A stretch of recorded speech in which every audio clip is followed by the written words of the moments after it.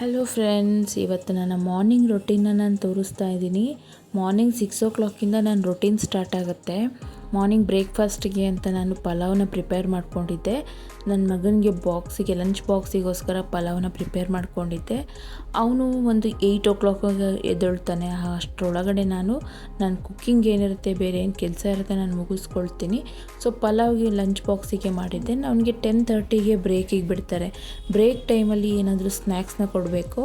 ನಾನು most probably ಫ್ರೂಟ್ಸ್ನ ಅಷ್ಟೇ prefer ಮಾಡ್ತೀನಿ. ಸೊ ಹೊರಗಡೆ ಫುಡ್ ಯಾವುದೋ ಕೊಡೋದಿಲ್ಲ, ಅವಾಯ್ಡ್ ಮಾಡ್ತೀವಿ. ಸಮ್ಟೈಮ್ಸ್ ಯಾವಾಗಾದರೂ ಕೊಡ್ತಾ ಇರ್ತೀನಿ ಅಷ್ಟೇ. ಮನೇಲಿ ಯಾವ ಫ್ರೂಟ್ ಇರುತ್ತೋ ಅದನ್ನು ನಾನು ಕೊಟ್ಟು ಕಳಿಸ್ತೀನಿ. ಅದನ್ನೇ ಕೊಡೋದಕ್ಕೆ ಕೂಡ ಇಷ್ಟಪಡ್ತೀನಿ. ಅವನು ಕೂಡ ಏನು ಡಿಮ್ಯಾಂಡ್ ಮಾಡೋದಿಲ್ಲ. ಏನು ಫ್ರೂಟ್ ಇರುತ್ತೆ ಅದನ್ನೇ ಕೂಡ ಕೊಟ್ಟು ಕಳಿಸಿದ್ರು ಕೂಡ ತಿಂದ್ಕೊಂಡು ಬರ್ತಾನೆ. ಸೊ ಬ್ರೇಕ್ಫಾಸ್ಟ್ ಎಲ್ಲ ಪ್ರಿಪೇರ್ ಮಾಡಿ ಅದನ್ನು ಲಂಚ್ ಬಾಕ್ಸ್ ಎಲ್ಲ ಹಾಕಿ ಸ್ನ್ಯಾಕ್ಸ್ ಬಾಕ್ಸ್ ಎಲ್ಲ ಪ್ರಿಪೇರ್ ಮಾಡಿದ್ಮೇಲೆ ಅವನ್ನ ರೆಡಿ ಮಾಡಬೇಕಾಗತ್ತೆ. ಪಾಪು ಇನ್ನೂ ಮಲ್ಲಿಗೆ ಇರ್ತಾಳೆ. ಅವಳು ರೊಟೀನ್ ಬಂದು ಅವಳು 8:30ಗೆ ಅಥವಾ 9 o'clockಗೆ ಎದ್ದೇಳೋದು.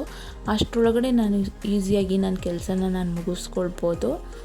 ಅವಳಿಗೆ ಒಂದು 6 o'clockಗೆ ನಾನು ಫೀಡ್ ಮಾಡಿದ್ರೆ ಮತ್ತೆ 8:30ವರೆಗೂ ಅವಳು ಎದ್ದೇಳೋದಿಲ್ಲ. ಸೊ ಹಾಗಾಗಿ ಈ ರೊಟೀನ್ನ ನಾನು ರೂಢಿ ಮಾಡ್ಕೊಂಡಿದ್ದೀನಿ. ಸೊ ಫ್ರೂಟ್ಸ್ಗಳು ತುಂಬ ಒಳ್ಳೆಯ ಇಷ್ಟೆಲ್ಲ ಆಗೋಷ್ಟೊತ್ತಿಗೆ 8 o'clock ಆಗಿಬಿಟ್ಟಿರುತ್ತೆ.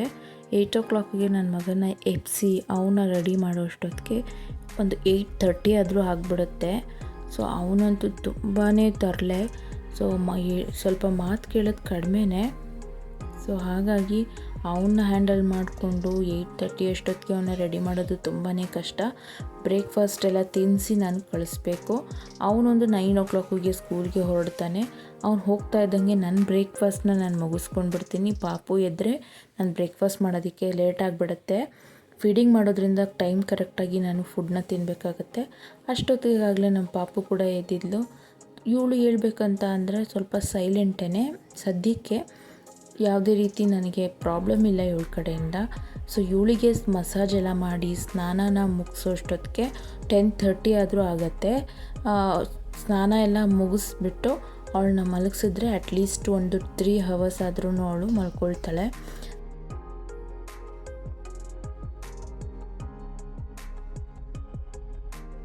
ಅವಳನ್ನ ಮಲಗಿಸಿದಾದ್ಮೇಲೆ ಲಂಚ್ನ ಪ್ರಿಪೇರ್ ಮಾಡ್ಕೋಬೇಕಾಗಿತ್ತು. ಮನೆಗೆ ಗೆಸ್ಟ್ ಬಂದಿದ್ದರು. ಕ್ವಿಕ್ಕಾಗಿ ಆಗುವಂಥ ರೆಸಿಪಿಗಳನ್ನ ನಾನು ಮಾಡ್ಕೊಳ್ತಾ ಇದ್ದೀನಿ. ಸೊ ಶಾವಿಗೆನ ಹುರಿದಿಟ್ಕೊಂಡು ಒಂದು ಪಾತ್ರೆಯಲ್ಲಿ ಹಾಲು ಮತ್ತು ಸಕ್ಕರೆನ ಹಾಕ್ಕೋಬೇಕು. ಒಂದು ಮಿಕ್ಸಿ ಜಾರಿಗೆ ಕಾಯಿ ಮತ್ತು ಏಲಕ್ಕಿ ಒಂದು ಸ್ವಲ್ಪ ಗಸಗಸೆ ಹಾಕ್ಕೊಂಡು ರುಬ್ಕೊಂಡು ಈ ಮಿಕ್ಸರ್ಗೆ ಮಿಕ್ಸ್ ಮಾಡಿಕೊಂಡ್ರೆ ಆಯಿತು, ಶಾವಿಗೆ ಪಾಯಸ ರೆಡಿ ಆಗಿಬಿಡುತ್ತೆ. ಒಂದು ಕಡೆ ರೈಸ್ ಕೂಡ ಇಟ್ಕೊಂಡಿದ್ದೆ. ಇದಾದ ನಂತರ ನಾನು ಬೇಗ ಆಗೋದು ಅಂತ ಅಂದರೆ ಲೆಮನ್ ರೈಸ್ನ ಮಾಡ್ಕೊಳ್ತಾ ಇದ್ದೀನಿ. ಲೆಮನ್ ರೈಸಿಗೆ ನಾನು ಆನಿಯನ್ಸ್ ಕೂಡ ಹಾಕ್ಕೊಳ್ತೀನಿ. ನಾನು ಹಸಿರು ಮೆಣಸಿನ್ಕಾಯಿ ಬಳಸೋದಿಲ್ಲ, ಹಾಗಾಗಿ ಒಣಮೆಣ್ಸಿನ್ಕಾಯಿನ ಹಾಕ್ಕೊಳ್ತಾ ಇದ್ದೀನಿ. ಸೊ ಇದೆಲ್ಲ ಆಗಿದ ತಕ್ಷಣ ಲೆಮನ್ ಹಿಂಡ್ಕೊಂಡ್ರೆ ಲೆಮನ್ ರೈಸ್ ಕೂಡ ರೆಡಿ ಆಗೋಯಿತು.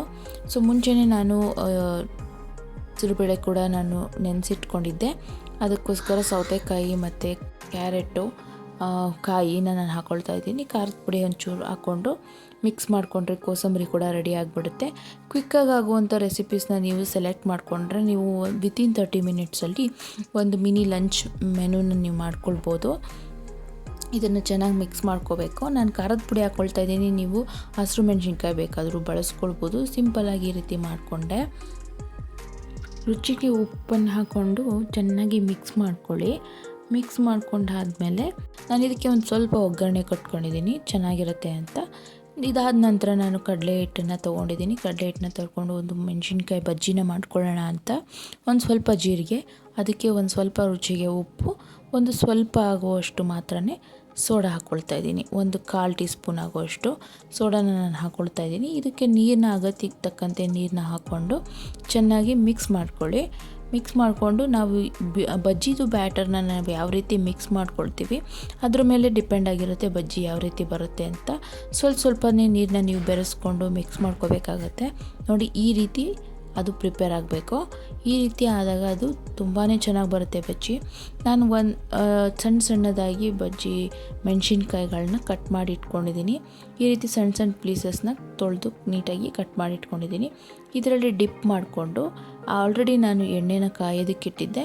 ಸೊ ಆ ಎಣ್ಣೆ ಬಿಸಿ ಆದಮೇಲೆ ನಾನು ಇದನ್ನು ಅದಕ್ಕೆ ಹಾಕ್ಕೊಳ್ತಾ ಇದ್ದೀನಿ. ಅದರಲ್ಲಿ ಹಾಕ್ಕೊಂಡು ಡೀಪ್ ಫ್ರೈ ಮಾಡಿಕೊಂಡ್ರೆ ಆಯಿತು. ಬಜ್ಜಿ ಕೂಡ ರೆಡಿ ಆಗಿಬಿಡುತ್ತೆ. ಯಾರಾದರೂ ಸಡನ್ನಾಗಿ ಬಂದಾಗ ನೀವು ಏನಾದರೂ ಮೆನುನ ಪ್ರಿಪೇರ್ ಮಾಡಬೇಕು ಅಂದರೆ ಈ ರೀತಿ ಕ್ವಿಕ್ಕಾಗಿ ಆಗುವಂಥದ್ದನ್ನು ಸೆಲೆಕ್ಟ್ ಮಾಡ್ಕೊಳ್ಬೋದು. ಯಾರ್ಯಾರು ಬ್ಯುಸಿ ಮದರ್ಸ್ ಇರ್ತೀರೋ ಅವರು ಕೂಡ ನೀವು ಈ ರೀತಿ ಸಿಂಪಲ್ ಲಂಚ್ ಮೆನುನ ರೆಡಿ ಮಾಡ್ಕೊಳ್ಬೋದು. ವಿತಿನ್ 30 ಮಿನಿಟ್ಸಲ್ಲಿ ಇಷ್ಟೆಲ್ಲ ಅಡುಗೆನು ಕ್ವಿಕ್ಕಾಗಿ ರೆಡಿಯಾಗೋಯಿತು. ನಾನು ಇಷ್ಟು ಮೆನು ಜೊತೆಗೆ ಪಲ್ಯ ಕೂಡ ಮಾಡ್ಕೊಂಡಿದ್ದೆ. ಆ ಪಲ್ಯದ ಕ್ಲಿಪ್ಪಿಂಗ್ ಮಿಸ್ ಆಗಿದೆ. ಸೊ ಪಾಯಸ ಕೂಡ ಚೆನ್ನಾಗೇ ಬಂದಿತ್ತು. ಎಲ್ಲ ರೆಸಿಪಿ ನಾನು ಏನೇನು ಮಾಡಿದ್ದೆ ಎಲ್ಲ ಕೂಡ ಚೆನ್ನಾಗಿ ಬಂದಿತ್ತು. ಪಲ್ಯ ಕೂಡ ತುಂಬಾ ಟೇಸ್ಟಿಯಾಗಿ ಬಂದಿತ್ತು ಅಂತ ಹೇಳ್ಬೋದು. ಕೋಸಂಬರಿನೂ ಕೂಡ. ಸೊ ಇಷ್ಟು ನಾನು ಅರೌಂಡ್ ಒಂದು 30 ಮಿನಿಟ್ಸ್ ತೊಗೊಂಡಿರ್ಬೋದು ಅಷ್ಟೇ. ಯಾರಾದರೂ ಬಂದಾಗ ನಾವು ಈ ರೀತಿ ಕ್ವಿಕ್ಕಾಗಿ ಪ್ರಿಪೇರ್ ಮಾಡ್ಕೊಳ್ಳೋವಂಥ ರೆಸಿಪೀಸಿಗೂ ಪ್ರತಿಯೊಂದು ಐಟಮ್ಸು ಕೂಡ ತುಂಬಾ ಟೇಸ್ಟಿಯಾಗಿ ಬಂದಿತ್ತು ಅಂತ ಹೇಳ್ಬೋದು. ಅಷ್ಟೊತ್ತಿಗಾಗಲೇ ಪಾಪು ಕೂಡ ಇದ್ದಿದ್ಲು. ಪಾಪು ಎದ್ದಾದಮೇಲೆ ಅವಳದೇ ಆದಂಥ ರೊಟೀನ್ ನನಗೆ ಸ್ಟಾರ್ಟ್ ಆಗುತ್ತೆ. ಅವಳ ರೊಟೀನ್ ಅಂತ ಅಂದರೆ ಅವಳಿಗೆ ಫೀಡ್ ಮಾಡೋದಿರ್ಬೋದು, ಅವಳ ಜೊತೆ ಸ್ವಲ್ಪ ಟೈಮ್ ಸ್ಪೆಂಡ್ ಮಾಡೋದಿರ್ಬೋದು. ಕ್ವಾಲಿಟಿ ಆಫ್ ಟೈಮ್ನ ನಾನು ಮಕ್ಕಳ ಜೊತೆ ಸ್ಪೆಂಡ್ ಮಾಡೋದಕ್ಕೆ ಟೈಮ್ ಮಾಡ್ತೀನಿ. ಇನ್ಸ್ಟೆಡ್ ಆಫ್ ಮೊಬೈಲ್ನ ಯೂಸ್ ಮಾಡೋದು ಅಥವಾ ಟಿ ವಿ ಇದೆಲ್ಲದಕ್ಕಿಂತ ಬದಲು ನಾನು ಕ್ವಾಲಿಟಿ ಆಫ್ ಟೈಮ್ ಏನಿರುತ್ತೆ ಅದನ್ನು ನನ್ನ ಮಕ್ಕಳ ಜೊತೆ ನಾನು ಸ್ಪೆಂಡ್ ಮಾಡೋದಕ್ಕೆ ಇಷ್ಟಪಡ್ತೀನಿ. ಇವಳದೊಂದು ರೊಟೀನ್ ಮುಗೀತಾ ಇದ್ದಂಗೆ ನನಗೆ ನನ್ನ ಮಗನ ರೊಟೀನ್ ಸ್ಟಾರ್ಟ್ ಆಗುತ್ತೆ. ಅರೌಂಡ್ 2:30ಗೆ ಅವ್ನು ಸ್ಕೂಲಿಂದ ಬರ್ತಾನೆ. ಸ್ಕೂಲಿಂದ ಬಂದಾಗ ಅವನಿಗೆ ಅರೌಂಡ್ ಫ್ರೂಟ್ಸ್ ಆದರೂ ಕೊಡ್ಬೋದು, ಇಲ್ಲಾಂದರೆ ಫುಡ್ ಆದರೂ ಫೀಡ್ ಮಾಡ್ಬೋದು. ಅವನು ಏನು ಪ್ರಿಫರ್ ಮಾಡ್ತಾನೆ ಅದನ್ನೇ ನಾನು ಕೂಡ ಕೊಡ್ತೀನಿ.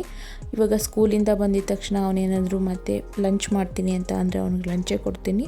ಅವ್ನು ಫ್ರೂಟ್ಸ್ ಏನಾದರೂ ತಿಂತಾನೆ ಅಂದರೆ ಅವ್ನಿಗೆ ಏನು ಫ್ರೂಟ್ಸ್ ಇರುತ್ತೆ ಅದನ್ನೇ ನಾನು ಕೊಡ್ತೀನಿ. ಬಟ್ ನೀವು ನೋಡ್ತಾ ಇರ್ಬೋದು ಅವನು ಮಾತಾಡೋದೇ ತುಂಬ ಜಾಸ್ತಿ. ಅದಾದ ನಂತರ ನಾನು ಅವನಿಗೆ ಹೋಮ್ವರ್ಕ್ ಮಾಡಿಸೋದಿರುತ್ತೆ. ಸೊ ಇದೆಲ್ಲ ಮುಗಿಯೋಷ್ಟೊತ್ತಿಗೆ ಅರೌಂಡ್ 5:30ನೇ ಆಗುತ್ತೆ ಅಂತ ಹೇಳ್ಬೋದು.